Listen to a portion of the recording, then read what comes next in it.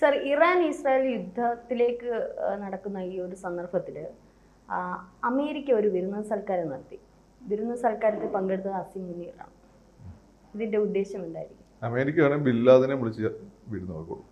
അവരുടെ ആവശ്യം എന്താണെന്നുള്ളത് ഇവിടെ പല പൊട്ടന്മാർക്ക് അമേരിക്ക എന്താണ് അവരുടെ ആവശ്യം എന്ന് മനസ്സിലായില്ല. പണ്ട് ഞാൻ ട്രംപ് ജയിച്ച സമയത്ത് ഒരുപാട് സന്തോഷിക്കേണ്ട, പണി വരുന്നുണ്ട് അവകാശമെന്ന് പറഞ്ഞപ്പോൾ എല്ലാവരും കൂടി എന്നെ മത്തേതാണ്, കാക്കായിയാണ്, മേത്തന്മാർ ഒരുമിച്ചാണ് എന്നൊക്കെ പറഞ്ഞിട്ട് ചീത്ത വിളിച്ചു.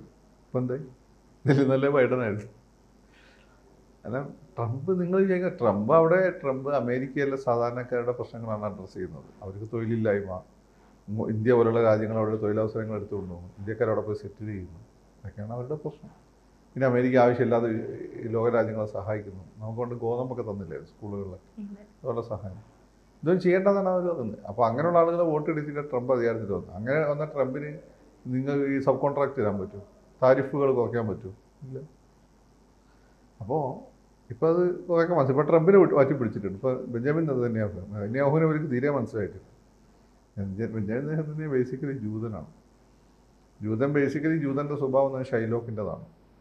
ബേസിക്കലി ജൂതം. അതുകൊണ്ട് എല്ലായിടത്തും ജൂതന്മാർ, ഇപ്പോൾ നിങ്ങൾ മുസ്ലിങ്ങൾ വെറുക്കപ്പെടുന്നു പറയുന്നില്ലേ, ഇതേ കാരണങ്ങൾ കൊണ്ടാണ് ജൂതന്മാർ വെറുക്കപ്പെട്ടത്. ഏത് സൊസൈറ്റി പോയാലും, ഇന്ത്യയിൽ വെച്ച് എല്ലാ സൊസൈറ്റിയിലും ഇവരുടേതായ പ്രശ്നങ്ങൾ ഉണ്ടാക്കാൻ ശ്രമിച്ചിട്ടുണ്ട്. ഇവർക്ക് വേറെ രാജ്യം, ദൈവത്തിൻ്റെ സ്വന്തം ജനത എന്നുള്ള അഹങ്കാരം മുസ്ലിങ്ങൾക്കുണ്ടത്. നമ്മളാണ് അവസാനത്തെ പ്രവാചകൻ, നമ്മളാണ് പെർഫെക്റ്റ്, നമ്മുടെ പുസ്തകമാണ് പെർഫെക്റ്റ്, അവർക്കുണ്ട്. ഇനി ഇവർ രണ്ടുപേരും തമ്മിലുള്ളൊരു വ്യത്യാസം എന്ന് വെച്ചാൽ ജൂതന്മാർ ആളെ കൂട്ടിയതാണ്. അപ്പം രജനി നാളെ ജൂതനെ കല്യാണം കഴിച്ചാൽ അവനെ സമുദായത്തിൽ പുറത്താകും. ആ കുട്ടികളെ അവർ ജൂതനായി കരുതിയില്ല. മുസ്ലിങ്ങളും ക്രിസ്ത്യാനികളും അതല്ല, എല്ലാത്തിനും കമാൺ പരിപാടി എന്ന് വിളിച്ച് കയറ്റും.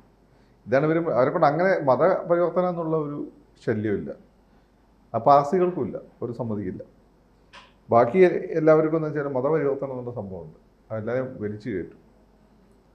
അപ്പോൾ ഇപ്പോൾ ഈ ഒരു സാഹചര്യത്തിൽ നമുക്കറിയാം, അസീം മുനീറിനെ വിളിച്ചത് തന്നെ തീവ്രവാദത്തിനെതിരായിട്ടുള്ള ഒരു നീക്കത്തിന് വേണ്ടി തന്നെയാണ് അസീം മുനീറിനെ വിളിച്ചത്. അപ്പം നമ്മൾ ഓപ്പറേഷൻ സിന്ദൂർ എന്താണെന്നും എന്താണ് ഇന്ത്യയിലുണ്ടായിരുന്നും അല്ലെങ്കിൽ എന്തിനാണ് ഈ സംഘർഷം ഉണ്ടാക്കിയതെന്നും കൃത്യമായിട്ട് നമ്മുടെ പ്രതിനിധികൾ അമേരിക്ക ഉൾപ്പെടെയുള്ള രാജ്യങ്ങളെ ബോധിപ്പിച്ചിരുന്നു. അതിനിടയിലാണ് തീവ്രവാദത്തിന് പേര് കേട്ട പാകിസ്ഥാനിൽ നിന്ന് സൈന്യ തലവനെ വിളിച്ചിരുത്തി വിരുന്ന് സൽക്കാരം നടത്തിയിരിക്കുന്നത്.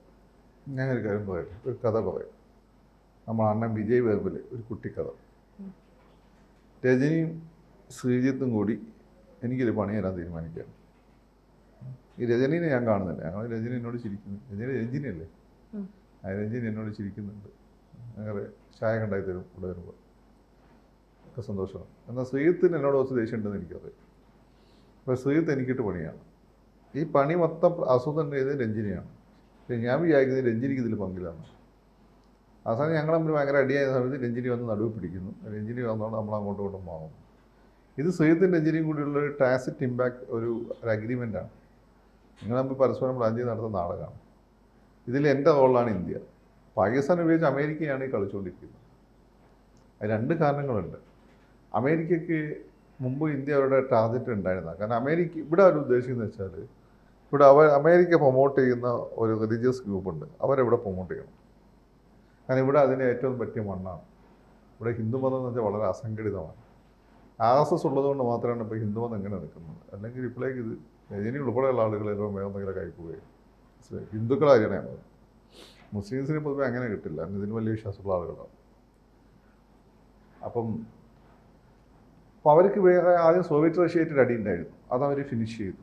പിന്നെ അവർക്ക് മിഡിൽ ഈസ്റ്റിൽ ചില പ്രശ്നങ്ങളുണ്ടായിരുന്നു, അതും സിറിയ, ലെബനൻ, അതൊക്കെ അവർ ഫിനിഷ് ചെയ്തു. ഇനി അവരുടെ പ്രധാനപ്പെട്ട ടാർഗറ്റ് ഒന്ന് നോർത്ത് കൊറിയയാണ്. നോർത്ത് കൊറിയയെ സംബന്ധിച്ച് വീണതാണ് പിന്നെ അതിനെ ഇല്ലാതാക്കാൻ എളുപ്പമാണ്. ഇന്ത്യ അതല്ല, ഈ വിശ്വാസ ആളുകളുടെ രൂഢമൂലമാണ്. അപ്പോൾ കുറച്ച് ടൈം എടുക്കുന്ന സംഭവമാണ്. അപ്പം ഇനി അവർ വേറൊന്നും ഇറാനായിരുന്നു.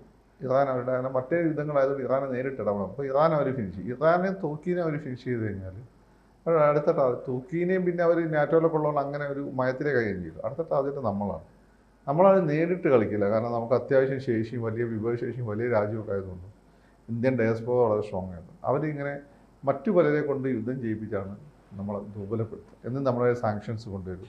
ഇതിൻ്റെ അവസാനം ഇന്ത്യക്കാരെ, ഏറ്റവും കൂടുതൽ ഇന്ത്യയുടെ ശത്രു ഇന്ത്യക്കാരാണ്. ഇതിൻ്റെ ഉള്ളിൽ കിടന്നിട്ട് ഈ സ്റ്റാൻസാമിനെയൊക്കെ പോലുള്ള ആളുകൾ ഉപയോഗിച്ച് നമ്മളെ ശിഥിലീകരിക്കും. എന്നിട്ട് അവിടെ ഭയങ്കര ദുരിതം പട്ടിണിയൊക്കെ അവരുടെ മിഷണറീസ് വന്ന് നമുക്ക് വിദ്യാഭ്യാസം തരും, അതിൻ്റെ കൂടെ ഒരു കുരിശു അവിടെ വെച്ചിട്ട് പോകും. ഒരു മതചിഹ്നം വെച്ചു. കുരിശു എന്ന് പറയുന്നത് കുരിശുവിൻ്റെ മഹത്തായ ചിഹ്നമാണ് ത്യാഗത്തിൽ. അവരത് ഉപയോഗിക്കുന്നു എന്ന് മാത്രമേ. അപ്പം അവിടെ വെച്ചിട്ട് പോകും. ഇതാണ് അവരുടെ ഉദ്ദേശം. അതിൻ്റെ കൂടെ എന്നിട്ട് നമ്മുടെ രാജ്യത്തുള്ള ഈ സമ്പദ് വ്യവസ്ഥനെ അവരെ കയ്യിലാക്കണം പൂർണ്ണമായിട്ട്. അവർ വിചാരിക്കുന്നവർ നമ്മുടെ സമ്പദ് വ്യവസ്ഥനെ കൊണ്ടുപോകണം. സമ്പത്താണ് ഇതിൻ്റെ വേറെ പ്രധാനപ്പെട്ട കാരണം. സമാജത്തിൻ്റെ നമ്മൾ വിശാലമായ മാനവശേഷി വിശാലമായ റിസോഴ്സസ് ഉള്ളതാണ്. ഇതിനൊക്കെ വേണ്ടി അമേരിക്ക അവിടെ ആരും രജനിയോടെ പോയിരുന്നത് ഞാൻ പോയിരുന്നാലും അമേരിക്കയുടെ ബേസിക് പോളിസി മാറില്ല. ഇത് ഡീപ് സ്റ്റേറ്റ് തീരുമാനിക്കുന്നതാണ്. ചെറിയ ബാക്കിയുള്ള ചില കാര്യങ്ങൾ മാത്രമേ മാറ്റം ഉണ്ടാവും.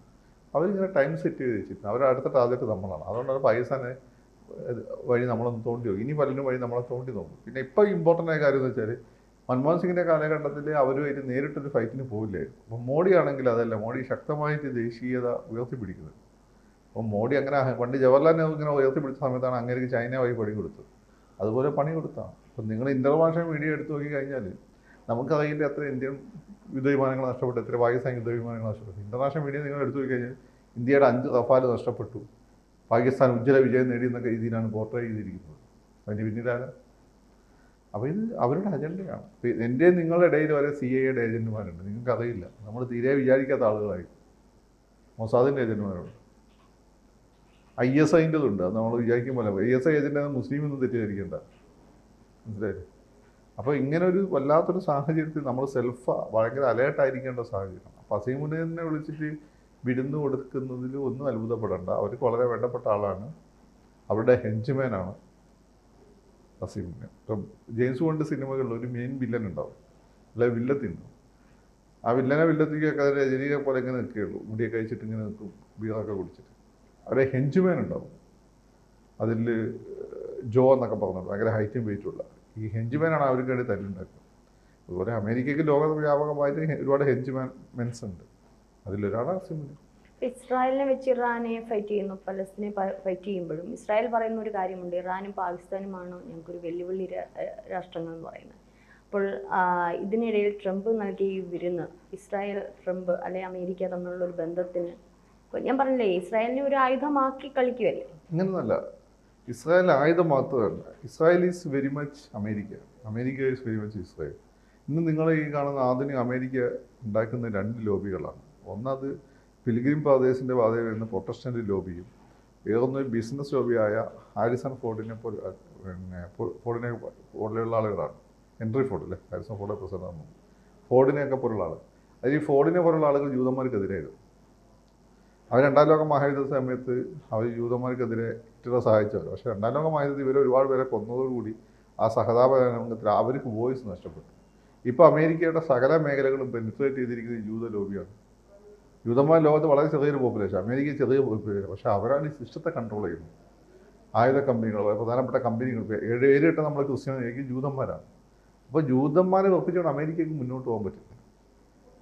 പിന്നെ നേരിട്ട് അമേരിക്ക ഇറങ്ങാതെ അത് ഇസ്രായേലിനെ കൊണ്ട് അടുപ്പിക്കുന്നു എന്ന് മാത്രമേ ഉള്ളൂ. പാകിസ്ഥാൻ അവർ ഇന്ത്യയോടൊത്തിലുള്ള സ്നേഹം എന്താ? ഇവരെ ഞാൻ പറഞ്ഞത് പലപ്പോഴും ഇവരെ ഒരുപാട് സഹായിച്ചുള്ളത് മുസ്ലിങ്ങളാണ്, അറബികളാണ്. ആ സ്നേഹം അത് അറബികളാണ് ഇപ്പോൾ അവർ ഏറ്റവും കൂടുതൽ ദ്രോഹിക്കുന്നത്. ഇന്ത്യയുടെ സ്നേഹം, ഇന്ത്യയോട് നമ്മൾ അഭയം കൊടുത്തതിൻ്റെ സ്നേഹം മാത്രമല്ല, അങ്ങനെ ഒരു സ്നേഹമൊന്നും അവർക്ക് ആരോട് പ്രത്യേകിച്ചില്ല. അതൊക്കെ പറയുകയുള്ളൂ. പാകിസ്ഥാനെതിരെ അടിക്കാൻ, പാകിസ്ഥാനെ കളിക്കാൻ ഏറ്റവും നല്ല അലൈ ഇന്ത്യയാണ്. അതുകൊണ്ടാണ് പണ്ടേ അവർ നമ്മളെ സഹായിച്ചുകൊണ്ട്. ജൂതനും വെറുതെ ആരെയും സഹായിക്കുന്നില്ല. ജൂതൻ ഈസ് ബേസിക്കലി ഷൈലോക്ക്. അല്ലെങ്കിൽ ജീസസിനെ പോലുള്ള ജൂതന്മാരായിരിക്കണം. അത് വളരെ അപൂർവമാണ്. ജീസസിനെ പോലുള്ള ജൂതന്മാർ ക്രിസ്ത്യാനിയായി പോയിട്ടുണ്ട്. അതാണ് അതിൻ്റെ കാര്യം. നമ്മളിതൊന്നും കാണാതെ ഇട്ടാവട്ടത്തിൽ കിടന്ന് ഈ അർജൻറ്റീനയും ബ്രസീലും ഫുട്ബോൾ കളിക്കുമ്പോൾ അതിൻ്റെ ഭാഗമായിട്ട് ഇവിടെ നിന്ന് ഇന്താവാതെ കളിക്കുമ്പോഴുള്ള കളിയാണ് നമ്മൾ കളിക്കുക. ഇൻഡെപ്ത് ആയിട്ടുള്ള ജിയോ പൊളിറ്റിക്സിൻ്റെ ഹിസ്റ്ററി അത് നമ്മൾ അറിയുന്നില്ല. അതറിയാൻ പാടില്ല. ഇപ്പോൾ ട്രംപിൻ്റെ കാര്യത്തിൽ നമ്മൾ പറഞ്ഞാൽ സംഭവിച്ചിട്ടില്ല. അതുപോലെ തന്നെ പലതും മനസ്സിലാക്കാതിരിക്കുന്നതാണ്. ഇപ്പോൾ ജൂതന്മാരെ അറബികളെ സഹായിച്ചു തന്നപ്പോൾ ഖുറാനിൽ അറബികളുമായിട്ട് ജൂതന്മാർ പോരാട്ടങ്ങളെ പറ്റിയിട്ടൊക്കെ ഹദീസുകളൊക്കെ പറയുന്നുണ്ട്. അത് മുസ്ലിങ്ങൾ മുഹമ്മദ് നബിയുടെ ഗോത്രമായിട്ടുണ്ടായിട്ടുണ്ട്, ഖുറൈശി ഗോത്രമായിട്ട്. അത് കഴിഞ്ഞിട്ടുള്ള ഹിസ്റ്റോറിക്കൽ ടൈമിൽ അവരെ റോമന്മാർ, അതിൻ്റെ മുമ്പ് തന്നെയുള്ള ഹിസ്റ്റോറിക്കൽ ടൈമിൽ അവരെ റോമന്മാർ ഓടിച്ചവർ പല ഭാഗത്തായി. പിന്നെ മുസ്ലിം സാമ്രാജ്യത്തിലാണ് അവർ സ്വസ്ഥതയോടുകൂടി ജീവിച്ചത് ഇന്ത്യ കഴിഞ്ഞാൽ. എന്നിട്ട് അവർ വല്ല സ്നേഹം കാണിക്കുന്നുണ്ടോ? കൂടുതൽ വാർത്തകളും വിശേഷങ്ങളും നിങ്ങളിലേക്ക് എത്താൻ ABC മലയാളം സബ്സ്ക്രൈബ് ചെയ്യുക, ബെൽ ബട്ടണും അമർത്തുക.